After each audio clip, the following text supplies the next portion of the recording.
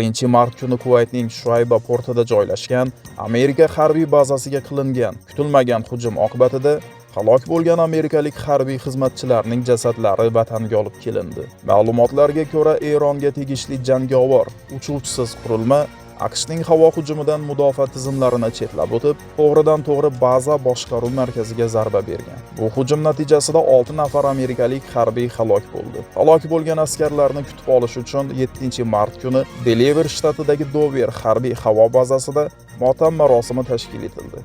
Unda AQSh prezidenti Donald Trump va uning turmush o'rtog'i Melania Trump ham shaxsan ishtirok etdi. Amerika bayrog'i bilan qoplangan tobutlar harbiy samolyotdan tushirilib, maxsus transport vositalariga joylashtirildi. Shu paytda prezident Trump harbiylarga xos tarzda salom berib, halok bo'lgan askarlarga hurmat bajo keltirdi. Taxminan yarim soat davom etgan marosimni halok bo'lgan harbiylarning oila a'zolari va yaqinlari jimgina kuzatib turishdi. Ma'lumki, halok bo'lgan harbiylarni vatanga qaytarish va ularni kutib olish marosimi AQSh prezidenti oliy bosh qo'mondonining eng og'ir va mas'uliyatli vazifalaridan biri hisoblanadi. Donald Trump ham bunday tadbirlarda qatnashishni prezidentlik faoliyati davomidagi eng og'ir vazifalardan biri deb ta'riflagan. Prezident Trump o'z chiqishida Eronga nisbatan hech qanday murosaga bormasligini e'lon qildi. Uning ta'kidlashicha, AQSh harbiy havo kuchlari allaqachon Eronning 42 ta harbiy kemasini yo'q qilgan va yadroviy inshootlariga tiklab bo'lmas zarar yetkazgan.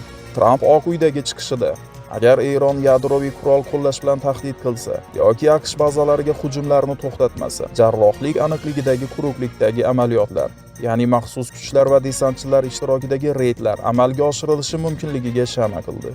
Shuningdek, Oq uy Trampning Eron rejimini tiz cho'ktirish uchun har qanday choradan qaytmasligini va agar havo zarbalari yetarli bo'lmasa, quruqlikdagi bo'linmalardan foydalanish istisno qilinmasligini tasdiqladi. Donald Trump Eronga qarshi keng ko'lamli quruqlikdagi urush millionlab askar kiritish bayonotlari ortidan Amerikada kutilmagan noroziliklarni uyg'otdi. Ijtimoiy tarmoqlarda minglab amerikaliklar Berrinni yubor ishorasi ostida birlashmoqda.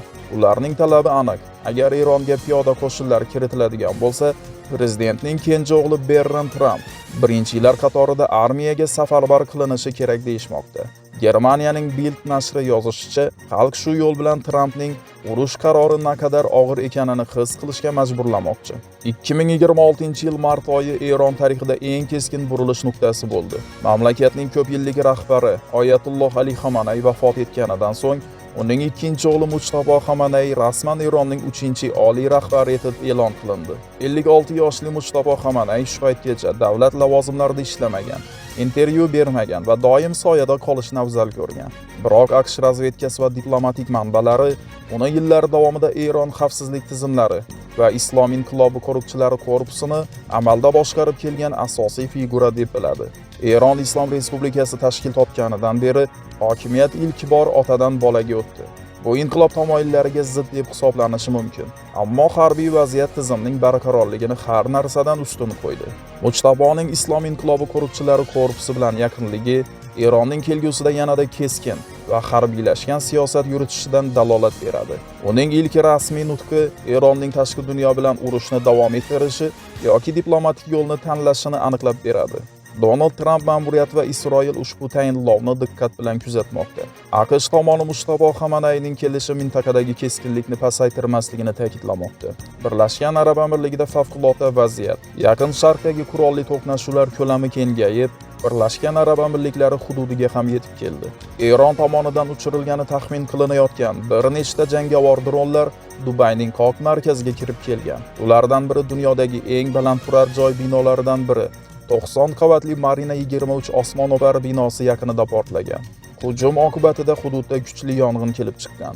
Aholi va sayyohlar zudlik bilan evakuatsiya qilingan. Hozircha qurbonlar soni haqida aniq rasmiy ma'lumot berilmagan bo'lsa-da, vaziyat o'ta jiddiy ekani aytilmoqda.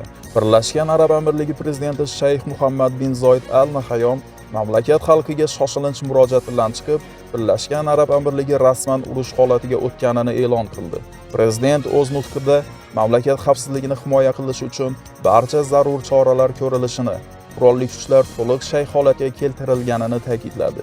Birlashgan Arab Amirligining urush holatiga kirishi mintaqadagi mojaroning yangi va xavfli bosqichga o'tganini anglatadi. Endilikda mojaro nafaqat Isroil, Eron, AQSh uchligida, balki butun arab dunyosi qamrovida davom etishi kutilmoqda, deyiladi ochiq xabarlarda.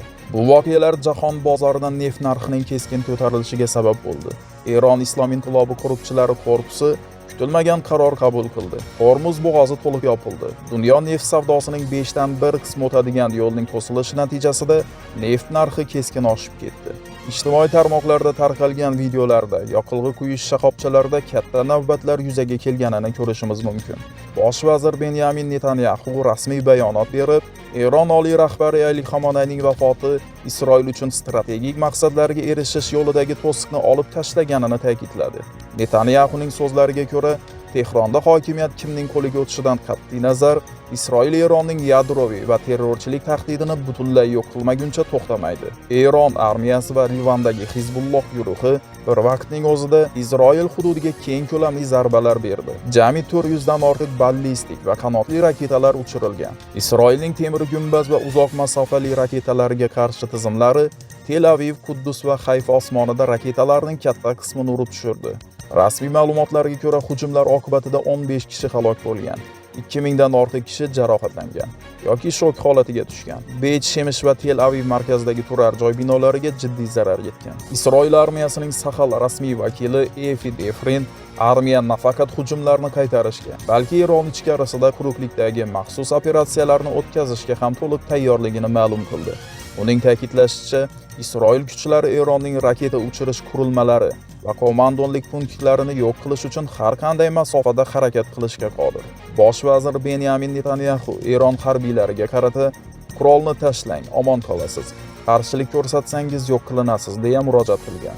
Ayni damda Isroil harbiy havo kuchlari Eronning energiya tizimi va harbiy bazalariga javob zarbalarini bermoqda. Xalqaro hamjamiyat tomonlari vazminlikka chaqirayotgan bo'lsa-da, Isroil va AQShning Eronga nisbatan pozitsiyasi har qachongidan ham qat'iy ko'rinmoqda. Sizlarga yetkazmoqchi bo'lganimiz shulardan iborat edi. Bizdan uzoqlashmang. Jahondagi eng so'nggi yangiliklardan xabardor bo'lasiz.